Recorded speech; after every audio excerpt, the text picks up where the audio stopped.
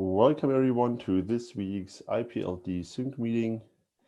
It's March the 2nd, 2020.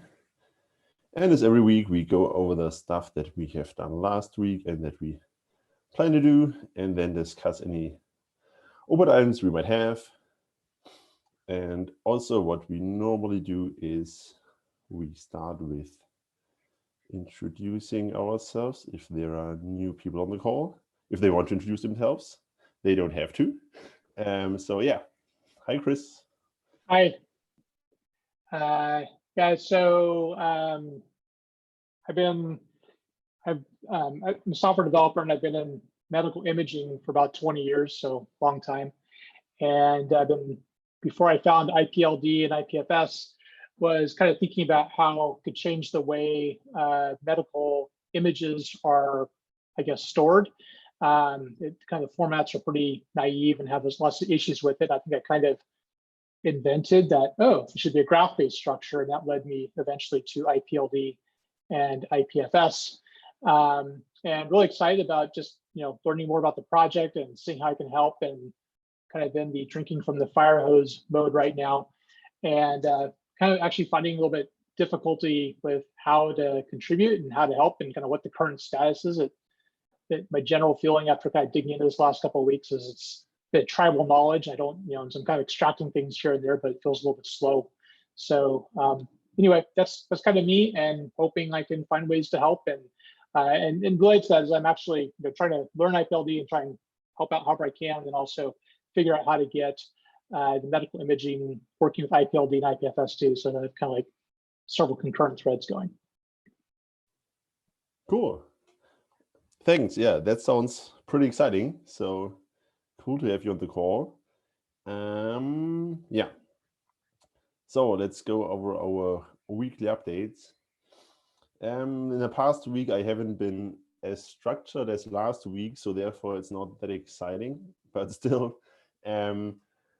So I work on the Rust side of things, and yeah, things are shaping up. So multi-hash is in a good shape, multi-base is slowly getting there. And now I move on to Rust CID and also the other people. So it's kind of like a group of 3 or 4 people are moving together with me, like from crate to crate. And we make all of our changes at the same time on the same crates for whatever reason. But that's pretty cool. So yeah, there are many pull requests. So expect a better version of Rust CID soon. And also this kind of news that I'm now officially the person of contact at Protocol Labs for the Rust IPFS people. So Molly basically made me the person of contact. So she was previously, and then I took it over now. But that's pretty cool. And so also like for the IPLD team might be interesting. So my involvement, so I plan to be really like deeply involved in the IPLD side of things. And for the IPFS side of things, I'm mostly just watching. So I don't do any reviews, except they ask me for a review, but basically they should manage those things themselves. But it's more a matter of like, if they need something, or if they think, oh, someone from Protocol Labs should look over it, or someone from the other IPFS team should look over it, they can just contact me, because like it's sometimes, as Chris probably also found out, difficult to find out who's responsible for what. So I'm the person of contact for them, and then I will forward it accordingly to the right people. Then also some of the Rust stuff is still licensed under MIT only, and we kind of move all the Protocol Lab stuff to MIT plus Apache, but this means that you now need to ask every contributor to agree on the license change.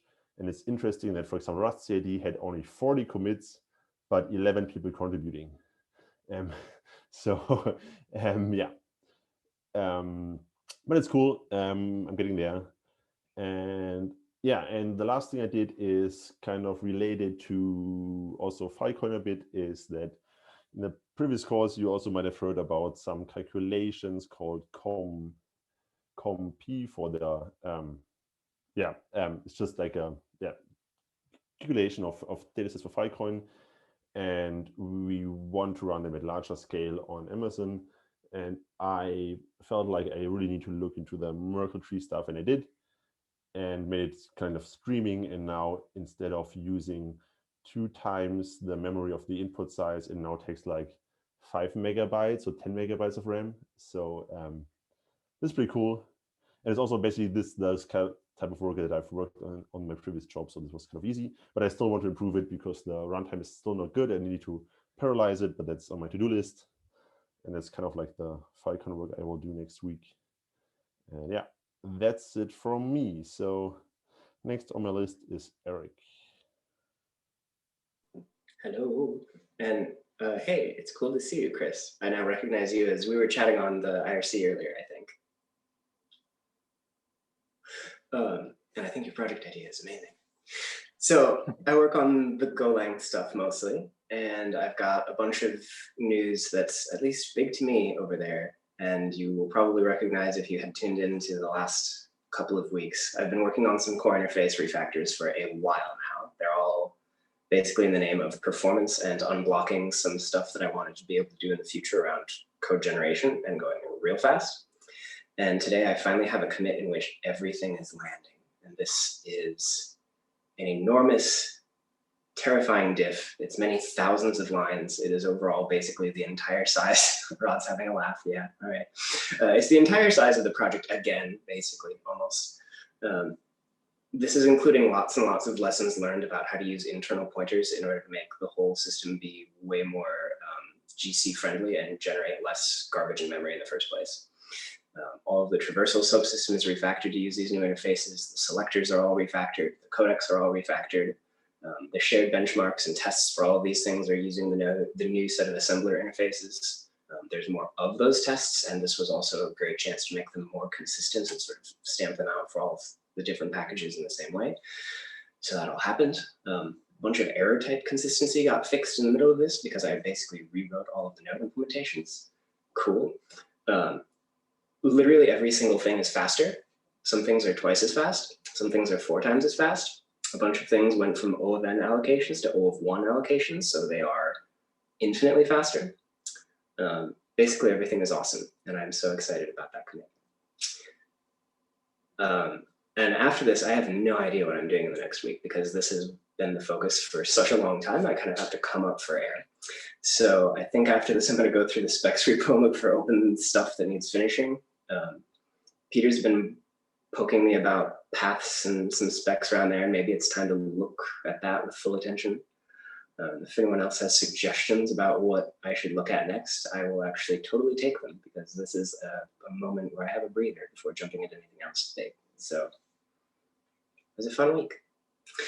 And that's it for Go News. Cool, that's really exciting, given like how long you've worked on all the stuff. So next is Rod. Not much to report from me. A little bit of compay stuff, a little bit of stuff for Michael. He's for a project he's working on. Some dependencies were in my area.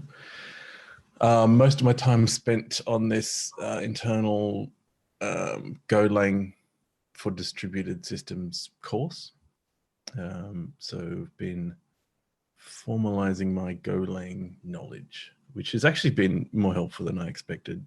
Actually, no, I don't know what I expected, but just more helpful in just formalizing my thinking about certain things, particularly the pointer semantics was something I'd never really fully grokked what Go was trying to do with its version of pointers.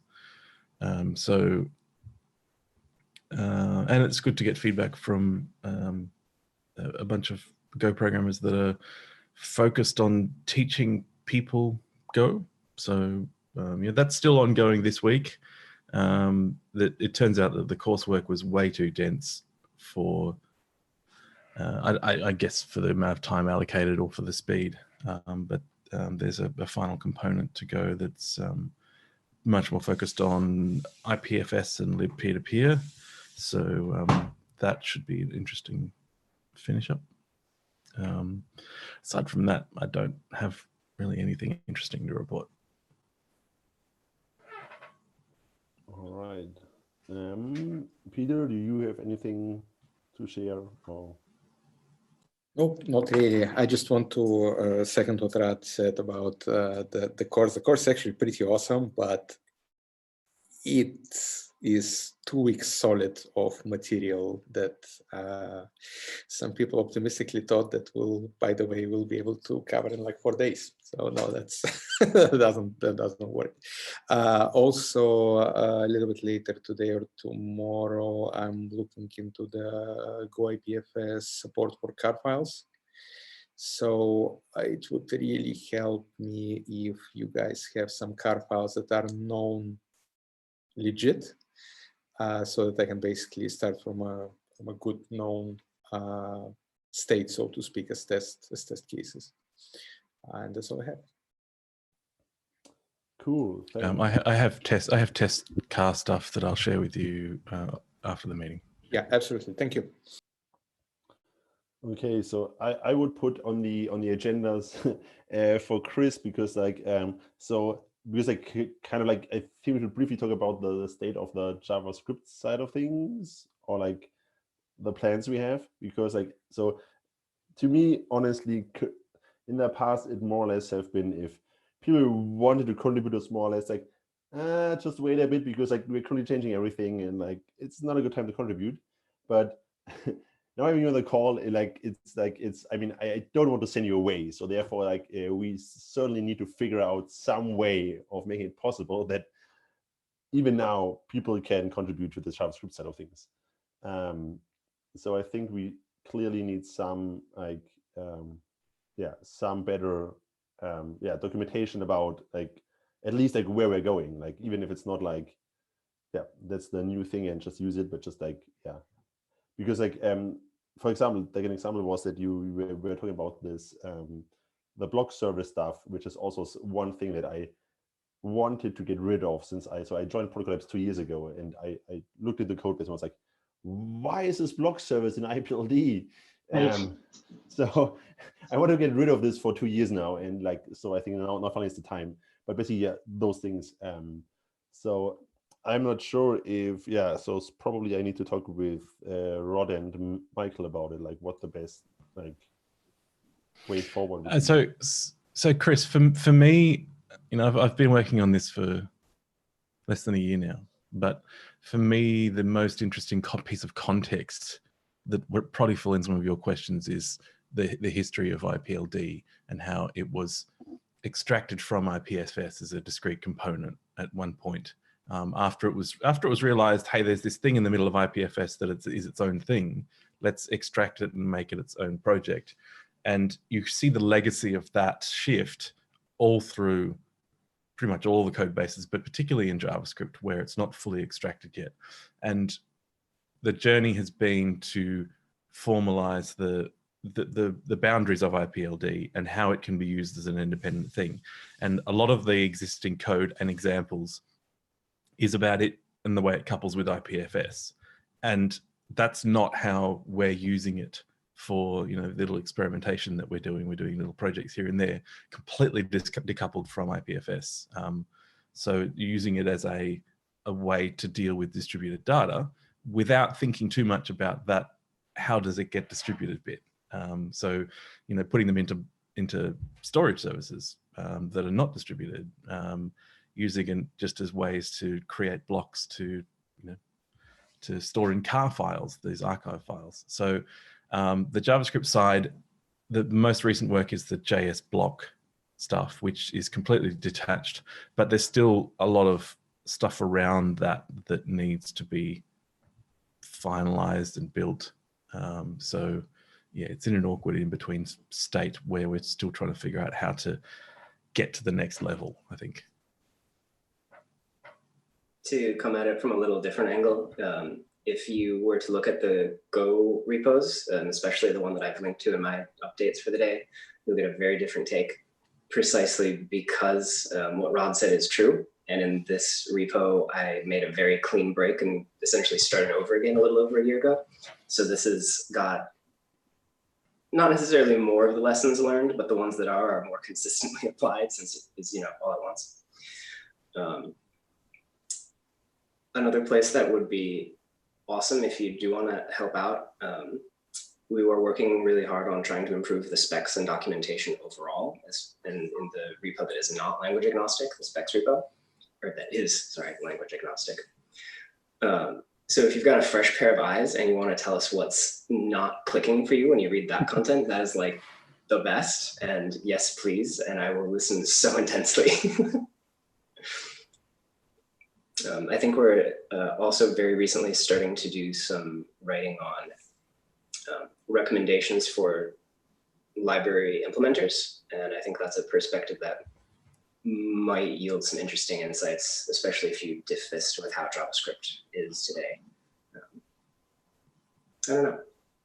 Okay, well, that's helpful, and you know, I totally understand. I mean, a couple of things I guess I forgot to mention is that I've been mainly writing JavaScript the last, I guess, 6-7 years, but you know, I've done C++ and C# and Java and all that stuff in my past, and I definitely have an interest in learning Rust. I've read the book, but never, probably several times, and it's a lot to grok and take in, and have not actually had a project to and enough time to really focus on getting over that curve. But that is an interest of mine. But right now, I can move forward JavaScript pretty quickly, and actually, I think a lot of the code that with my project I'm working on would probably be in that. So can certainly help out with anything. I don't mind documenting. Going over the specs, I have no problem. I just want to help. And I think one of the things that might be helpful, I guess, requests is just brain dump. You know, I mean, if people are willing to take half-hour out and just sit with me on a video conference call and allow me to pick your brain, and it's just I could use that. I'll ramp up pretty quickly. I'll be able to help. I'm sure of this. It's kind of like a request to invest in me, and I'll give you a lot back. I'm pretty sure. And also just for reference too, so I actually started a open source project myself called Cornerstone JS. I'll put it out there. And so I'm actually created from scratch about 5 or 6 years ago. And it now has 1,200 GitHub stars. And it's the most popular open source project in medical imaging. So, you know, I've done a lot to like grow that community and build it up. And so I'm very familiar and comfortable working with open source projects and whatnot. And what I want to do even with my new project I'm working on right now is make it completely open source for medical imaging and healthcare. So that's the the goal or the direction. So very comfortable in this environment and know how important it is to be available to the community and answer questions and be patient and just ask that you do that with me. So like I said, I'll come back and return more than you've invested in me, I'm pretty sure. Cool, cool. That's really exciting. So yeah, so but I think you can certainly get those like, yeah, I don't know, like pingers or like yeah. So so just also like there's a background. So I'm probably, yeah, so from this team, I'm the longest on JavaScript IPLD, but like in the last, so beginning this year, basically, I kind of like moved on to doing the Rust side of things.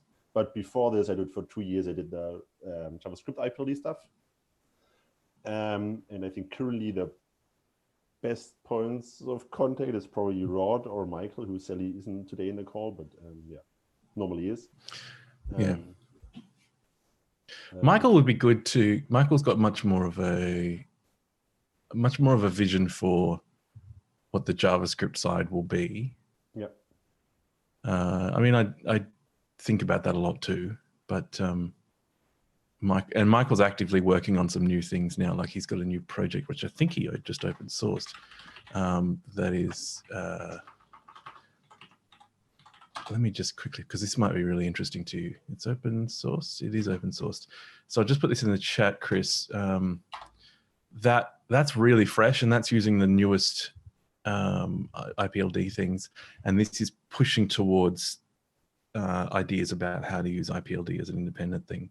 And that actually might be really relevant to what you're working on, and not just the patterns, but maybe even as a consumer of it. So have a poke at that. Okay. But yeah, if you grab myself or Michael, I would suggest Michael would be if you can grab some of his time to have a bit of a brain dump on his ideas. But I'm available too. I'm in Australia. Volker's in Germany. Michael's in the US. So you know, your mileage may vary with regard to getting people in different time zones.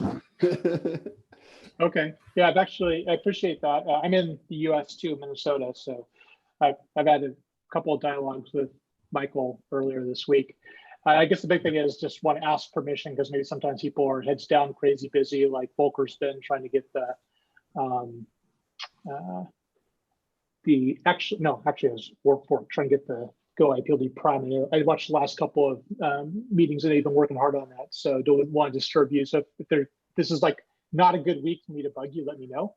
But also, hello Minneapolis. I used to live there. Oh, okay. Oh, fun. Good city. So I would reinforce what Eric said, that with his work on IPLD Prime has really been a process of reimagining IPLD as an independent thing. And like my work has, on the JavaScript side, I'm really only now coming around to seeing the world in the way that he's been seeing it since he's been doing IPLD Prime. And so it's like he's got the vision for how this thing should be independent, and my learning has been the process of figuring out how right Eric is. is basically it. So in terms of sort of high level philosophical goals for IPLD itself, I think Eric is a great person to learn from. But as it applies to JavaScript now and in the immediate future, not so much. Yeah, and I also think that Michael is good for the basically JavaScript-based vision of how IPLD should work. And I'm honestly more or less just currently the maintainer of basically making sure that things still work with IPFS. So I'm not so just to give you also the perspective on who's working on which things. So I'm doing the releases and fixing small bugs, but not really doing the next generation stuff. So I kind of handed this over to Rod and Michael. Unofficial. What's the best way to get a hold of you guys? Is it through the IRC? If I just did a direct message there, or I'm on the Discord, someone's Discord, but what's the best way to contact you guys? So for me, it would be IRC. Yeah, same. That works for me. I experienced it through the wonders of the Matrix, but IRC bridging, it's the future. Yeah, right. IRC. I'm on IRC. Okay. Well, I'll look for you guys, and if you don't, and I'll probably maybe actually reach out to each of you this week. And if it's a bad time, let me know, or whatever. But I would love to pick your brains and see what I can do. Yeah. And I think it's also I think it's true for all of us. It's kind of we also use basically doing all those open source work. So basically just on IRC, just ping us, and basically if we don't have time, we will just tell you. And so it's just feel free to ping, and Okay. I want to add one extra thing for Chris. By the way, spoiler alert, Eric is normally right, usually.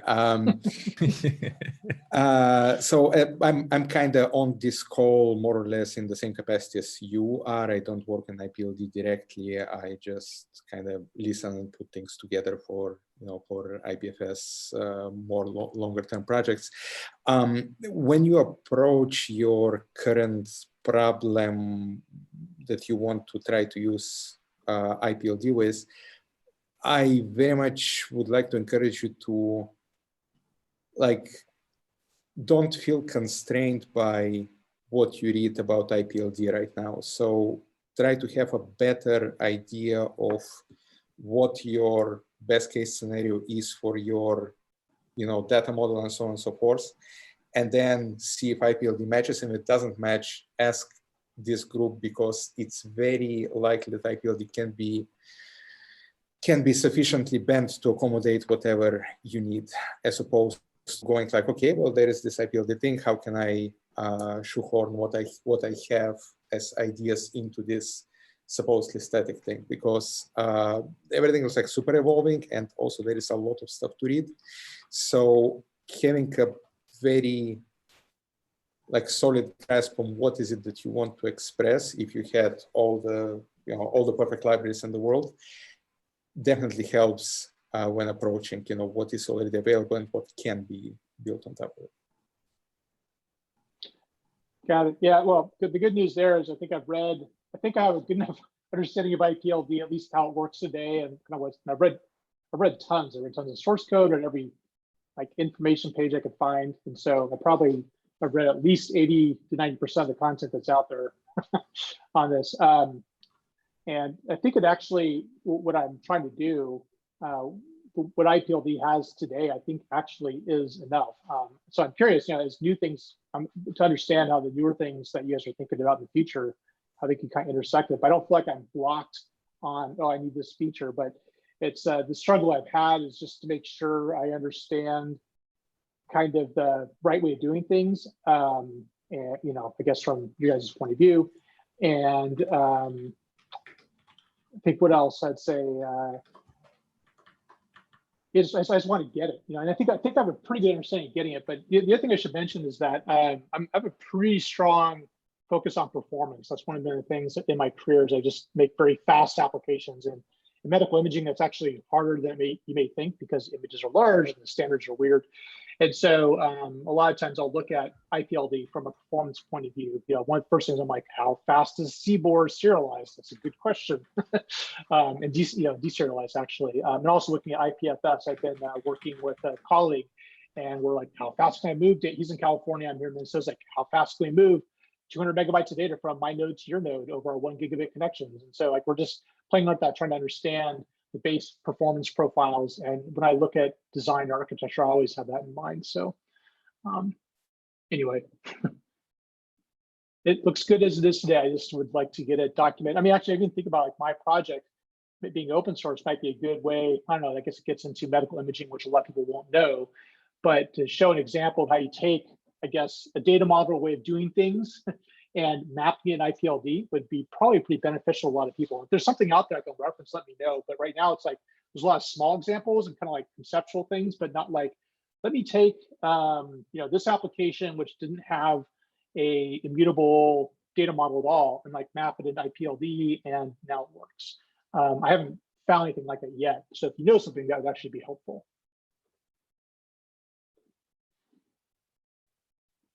Yep, I think I'm hearing that we need more docs that talk about a right way of doing things, or it kind of reminds me of the way people talk about a Pythonic way of doing things. We don't really have any documentation at that level yet, and yeah, we should do it. It's about time that would be useful, I think. One example of modeling data that I think went well, that's kind of a recent one, is, I don't know if you've taken a peek at the selector system, but that was something that we designed within IPLD as a tool for IPLD. So, you know, it's a bit meta in that way. But if you disregard that, we use some of the IPLD schema systems as a design language, and the entire thing is dagonic way of doing, yeah, that's good. Sorry, I just saw Peter's chat and text and totally lost my train of thought. With selectors, the description of what you are going to do with a selector has some human readable syntax, and it also has a way of being understood canonically as the IPLD DAG, the thing that we would maybe call an AST, even though it's not very, I don't know. We haven't figured out what to call this thing where you have a data model. It's not an abstract syntax tree because it's immune to syntax even, right? It's a little more abstract than that. And then the whole selectors engine is built over this abstract thing tree. And that seemed to work out really well. So it might be an interesting case study for, I don't know, extracting some lessons from. Not sure what exactly. Great, okay. What was the name of that project you were mentioning? Selectors, which you'll find some information about those in the specs repo. I think there's just a directory at the top called selectors. This is one of the things that's unfortunately only implemented in Go as of yet. I don't think there's a JS implementation of it, so we'll have to bruise your eyes on my code over there. And a lot of that was written by somebody else on our team called Hannah. But yeah, hopefully some of the specs content alone is enough to get a feel for it. Okay. Well, thank you all for being patient with me and answering my questions. I have many more to come. Super excited you joined us.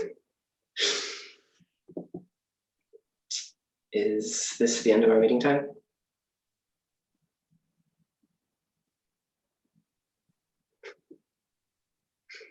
I guess, well, we're actually over time, but I want to raise really quickly.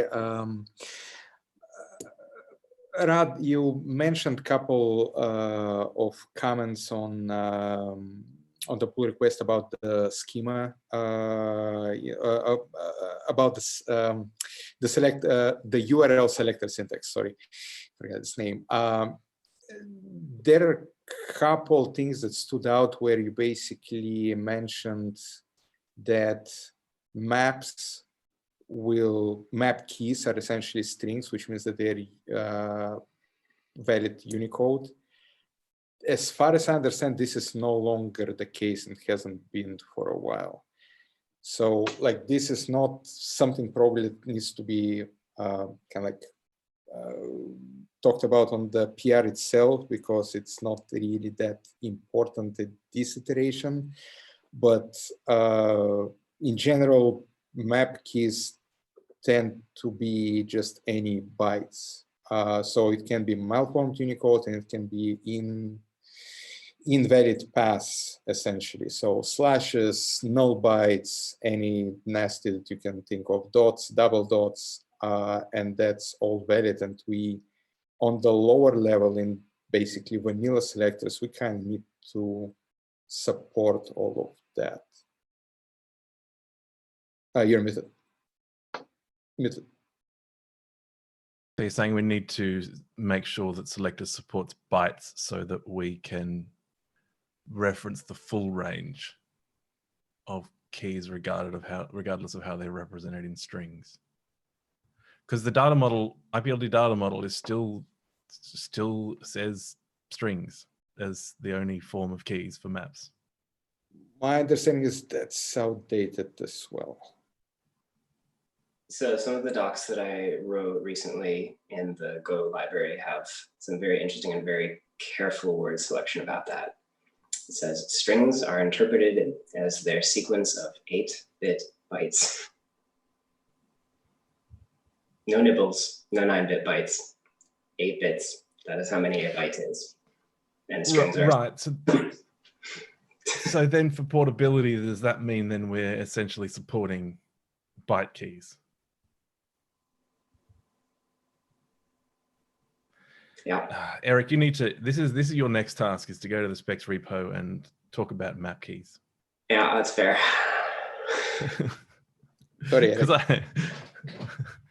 yeah, it keeps on coming up, and we need to have much more clarity about exactly what's supported and what it means, and the rationale as well. Agree.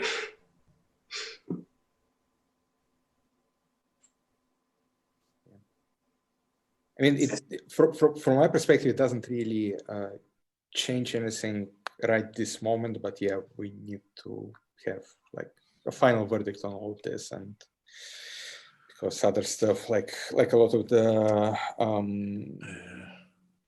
I know the web gateway, for example, will totally need to have a definition of how to get from a URL path, which does not support like pretty much half of the corner cases, to something that could potentially be the entire gamut of any byte possible in any combination. Yeah, I'd see. This is the when we get. It's going to be interesting if you do some spec work on this, because in JavaScript it gets very tricky. But with the way we're doing it anyway, I mean, if we evolve to a place that's more similar to IPLD Prime, where you navigate through nodes in a via an external API that jumps through your data, rather than giving you porcelain, then that's fine. But if we're gonna, the way we're doing it now, which is just give you the porcelain as it is, it just doesn't work for JavaScript if we jump outside of string keys, like just say strings. I know that it's the Unicode that makes that complicated, but that's where we're going to need a lot of spec work and a lot of negotiation, I think. True. For what it's worth, some of the latest docs in the Go IPLD prime repo do also still have a bunch of warnings on them saying, on this data domain here, this is not going to round trip right now. And that specification needs a little more work in the core specs repo, and we will return to this subject later. Yeah, things like having the slash in the key is like, if we support that, then we just need to make sure we're very clear to users that you use slashes in your keys, a bunch of stuff will probably not work as you expect. Yeah, I think it's historically been really difficult to document this because there's a bunch of different applications. The IPLD is being extracted from the IPFS project thing shines through really clearly here in this piece of history. Because IPFS mostly is an application that regards files and file system paths and making sure those work in URLs in an unsurprising way, making sure that they can be mounted as a POSIX file system, and all that implies is restrictions and challenges. And IPLD isn't. IPLD is a way of working with maps and lists and data in general. It does not necessarily have applications to a file system, and certainly not necessarily a POSIX one with all of the rules that implies. That just happens to be one of the biggest historical users. So when we deal with this part of the specification about keys and strings and paths, we have to make sure that we note and acknowledge both of those things and say, when you're using this kind of application, here's some semantics that you can probably expect. When you're using this kind of application or IPLD directly, then these much broader rules are the ones that you're living within. And yeah, it just needs lots and lots of specification work and clarity on those things. Yeah, but it's the language portability is the biggest thing here that has been a holdup for this particular topic anyway. Yeah, I'm feeling somebody's going to need to talk me through JavaScript and its idea of strings in the next week or so, because I don't want to specify anything that's wildly inefficient either. To be honest, I think it's more to do with the way that IPLD is implemented in JavaScript than it is about JavaScript strings, because in the JavaScript APIs now, you interact with IPLD as instantiated objects. We give you an object that is instantiated from the codec, and we just can't do non-string keys because they need to go on objects, and so it's the way that JavaScript objects have field names essentially. That's the limitation. And if we were to get over that and implement an IPLD that had much more of an IPLD prime, then it would probably be fine, and we would use much more modern constructs when storing maps. But we don't have that, and we're not even close to having that. So, but maybe that's the target that we have to assign ourselves.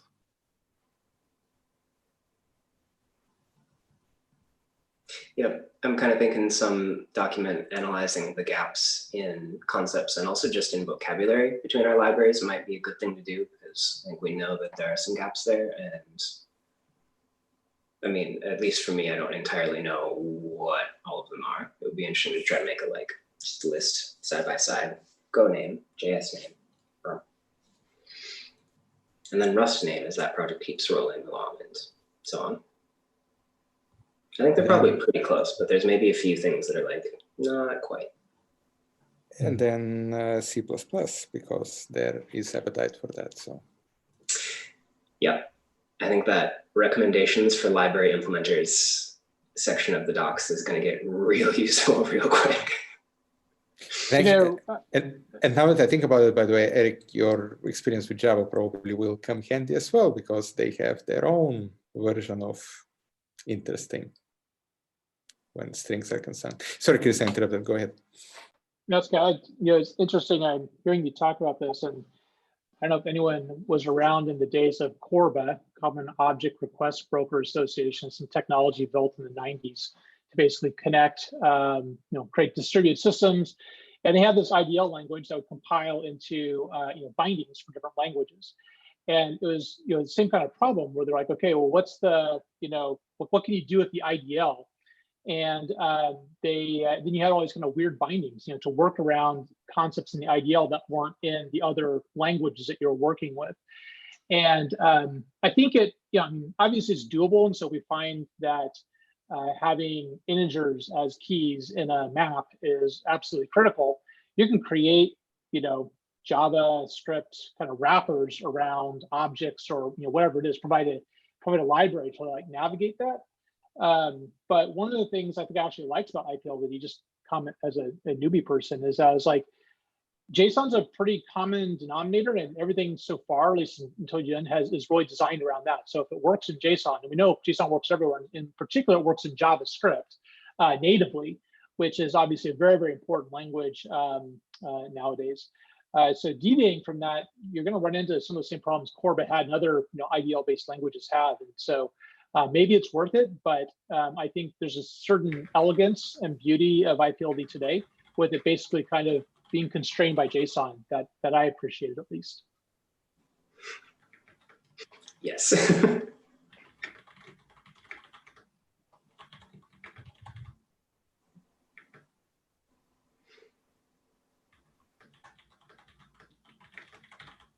Lost Volker. Okay, we probably should wrap it up. We'll be recording on YouTube forever if Volker just dropped his connection because he has the command powers. Oh no. Oh well. No, I can stop live stream. I've been made the host for some reason, so I can stop live stream. All right. Okay, I'm going to stop it now then. Seems legit. Okay. Goodbye, Internet.